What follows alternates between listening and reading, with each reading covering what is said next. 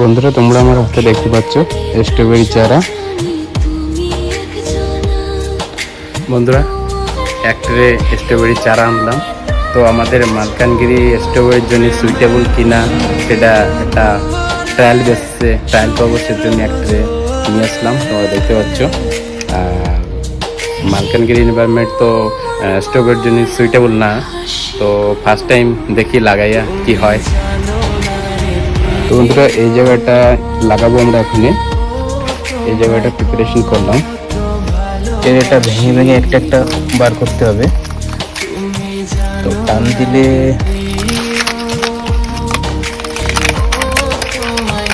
দেখো চারাটা শুকিয়ে গেছে। এর না ভেঙে ঠিকঠাক বেরোবে না। দেখো, এটা আর একটা। দেখো, সব চারা বের করে নিলাম ট্রের থেকে।